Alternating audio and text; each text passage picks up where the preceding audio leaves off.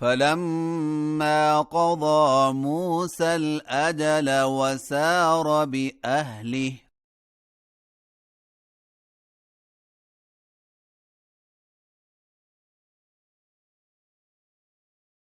آنس من جانب الطور نارا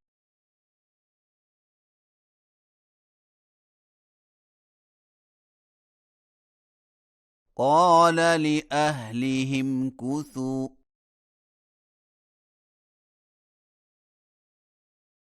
إني آنست نارا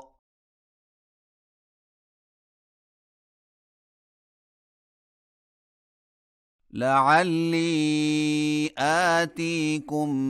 منها بخبر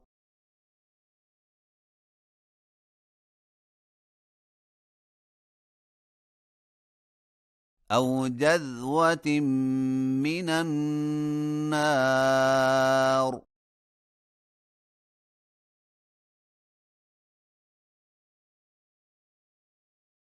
لعلكم تصطلون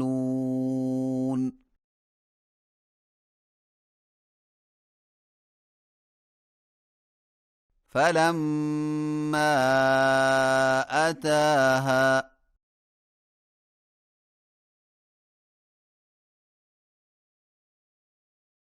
نودي من شاطئ الوادي الأيمن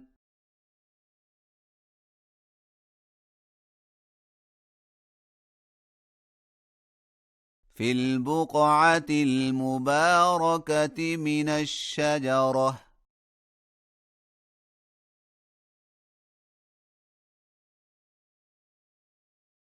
أن يا موسى إني أنا الله رب العالمين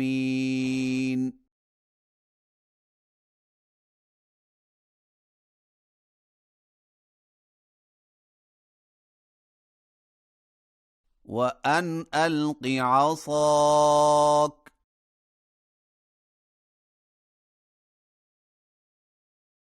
فلما رآها تهتز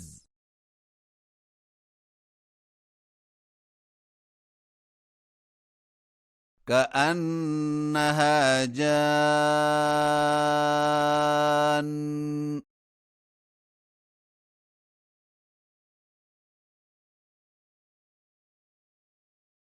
ولى مدبرا ولم يعقب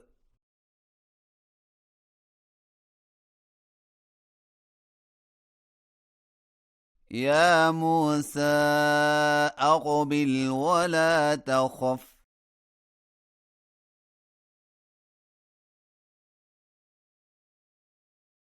إنك من الآمنين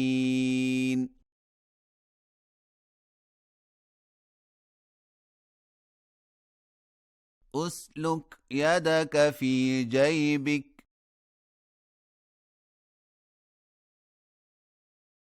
تخرج بيضاء من غير سوء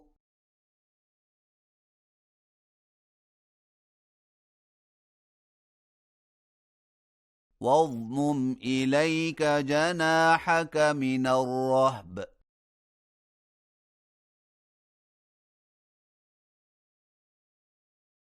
فذلك برهانان من ربك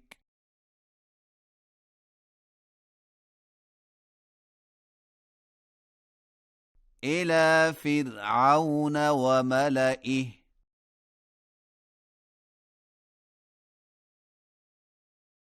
إنهم كانوا قوما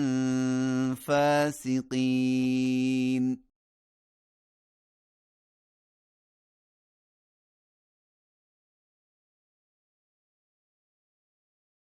قال رب إني قتلت منهم نفسا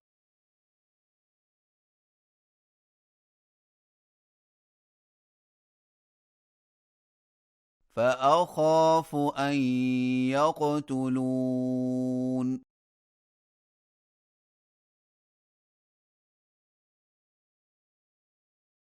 وأخي هارون هو أفصح مني لسانا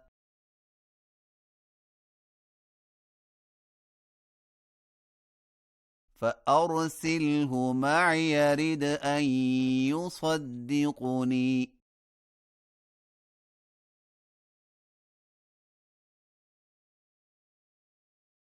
إني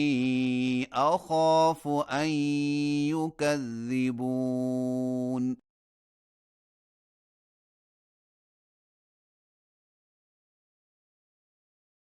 قال سنشد عضدك بأخيك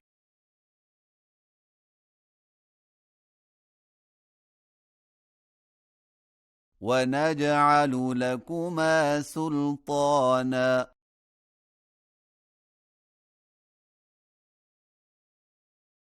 فلا يصلون إليكما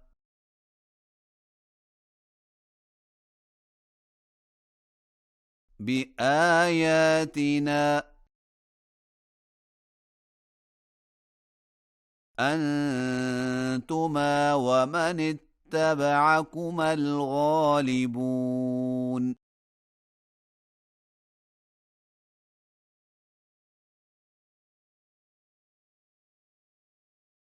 فلما جاءهم موسى بآياتنا بينات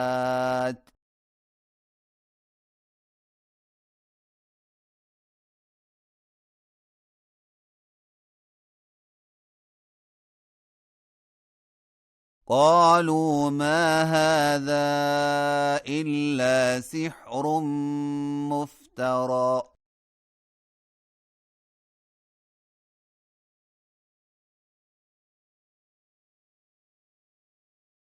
وما سمعنا بهذا في آبائنا الأولين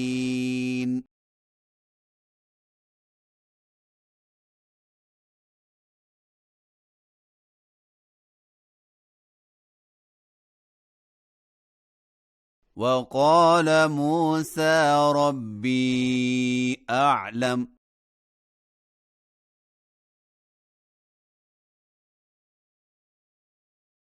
بمن جاء بالهدى من عنده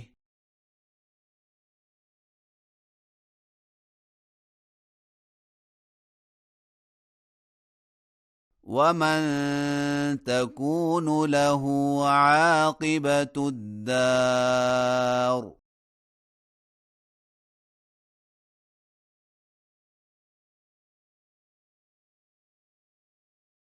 إنه لا يفلح الظالمون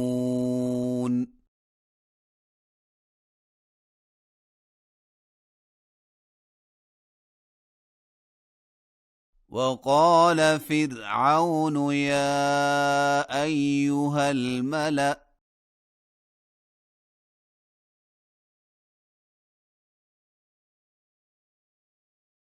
ما علمت لكم من إله غيري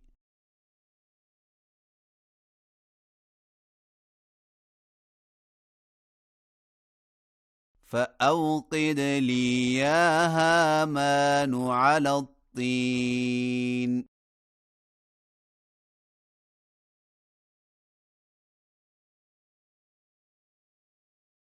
فاجعل لي صرحا لعلي أطلع إلى إله موسى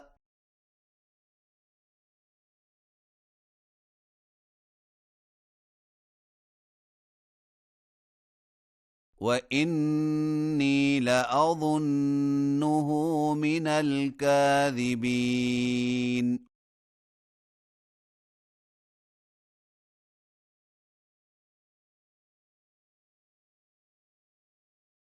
واستكبر هو وجنوده في الأرض بغير الحق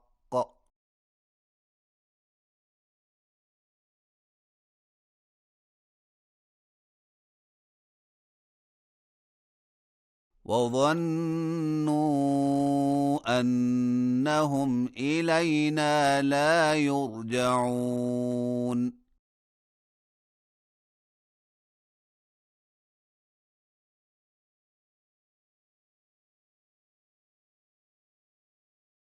فأخذناه وجنوده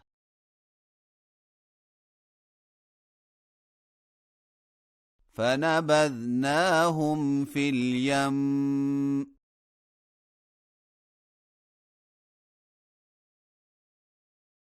فانظر كيف كان عاقبة الظالمين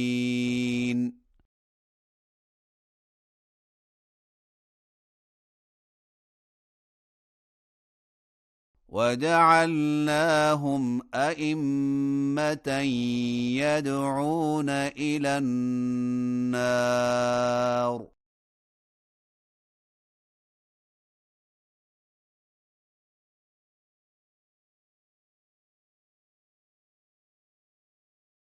ويوم القيامة لا ينصرون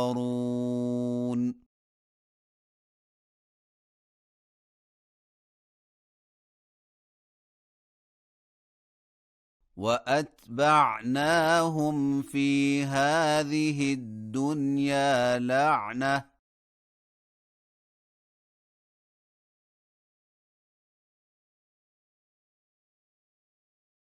ويوم القيامة هم